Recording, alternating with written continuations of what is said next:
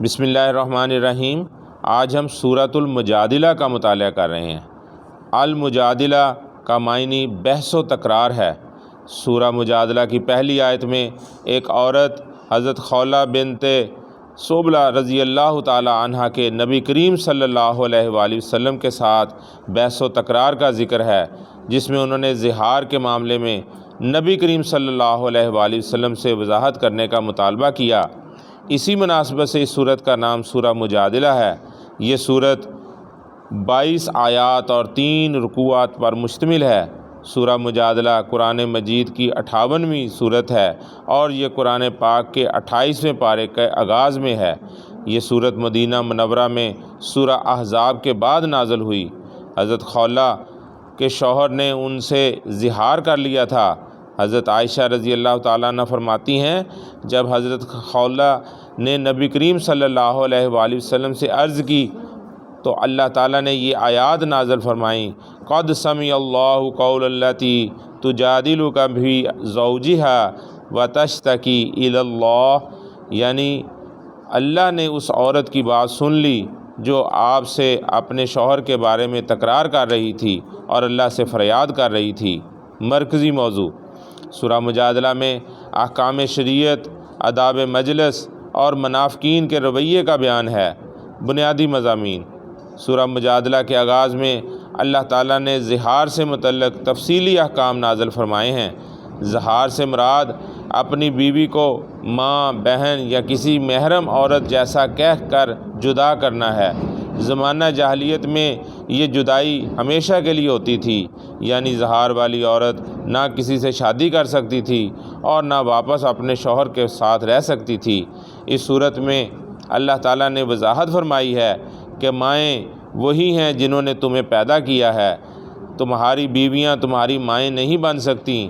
اگر زہار کرنے والا مرد دوبارہ بیوی کے ساتھ رہنا چاہے تو اس کا کفارہ ادا کرے۔ اللہ تعالیٰ نے زہار کے کفارے کی 3 صورتیں بیان فرمائی ہیں۔ پہلی صورت یہ ہے کہ ایک غلام آزاد کرے۔ دوسری صورت اگر غلام نہ ملے تو مسلسل 2 ماہ کے روزے رکھے۔ تیسری صورت اگر یہ بھی ممکن نہ ہو تو 60 مساکین کو کھانا کھلا دے۔ بتایا گیا ہے کہ جو اللہ تعالیٰ اور اس کے رسول صلی اللہ علیہ وآلہ وسلم کی فرما برداری کرے گا اس کا ٹھکانہ جنت ہے، اور جو روگردانی کرے گا اس کا ٹھکانہ دوزخ ہے۔ سورہ مجادلہ میں اللہ تعالیٰ نے منافقین کے طرز عمل کا ذکر کیا ہے کہ منافقین جب نبی کریم صلی اللہ علیہ وآلہ وسلم کی مجلس میں بیٹھتے ہیں تو منع کرنے کے باوجود آپس میں سرگوشیاں کرتے رہتے ہیں اور مسلمانوں کو تکلیف دینے کے لیے منصوبے تلاش کرتے رہتے ہیں۔ اللہ تعالیٰ نے منافقین کو خبردار کرتے ہوئے ارشاد فرمایا کہ تم جتنی بھی سرگوشیاں کر لو، اللہ تعالیٰ ہر بات سننے والا ہے۔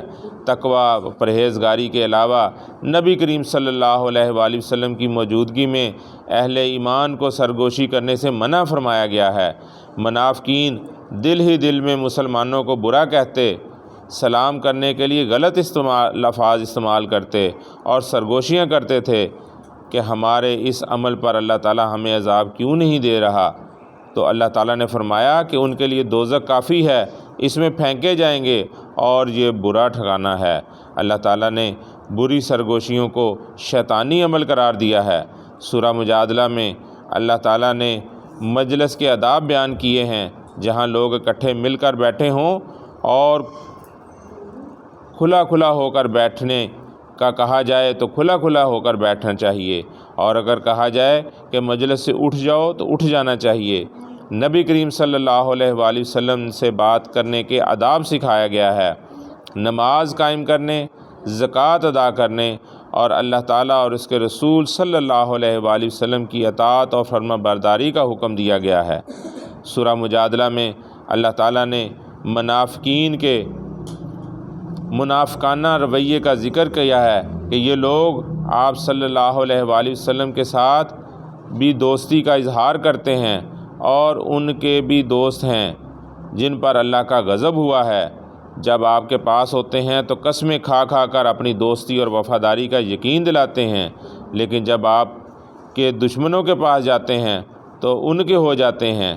یہی منافقین شیطانی گروہ ہیں۔ ان کے مقابلے میں مومنین کی وفاداری کا ذکر کرتے ہوئے ارشاد فرمایا کہ یہ لوگ آپ صلی اللہ علیہ وآلہ وسلم اور اللہ تعالیٰ پر ایمان رکھتے ہیں، یہ کبھی آپ کے کسی بھی مخالف کے ساتھ دوستی نہیں کرتے۔ ان مومنین کے ساتھ اللہ تعالیٰ نے جنتوں کا وعدہ کیا ہے، جن میں ایسے باغات ہیں جن کے نیچے نہریں بہہ رہی ہیں اور ان میں ہر طرح کی نعمتیں موجود ہیں۔ یہی لوگ اللہ کا گروہ ہیں اور یہ لوگ اللہ تعالیٰ سے راضی ہیں اور اللہ تعالیٰ ان سے راضی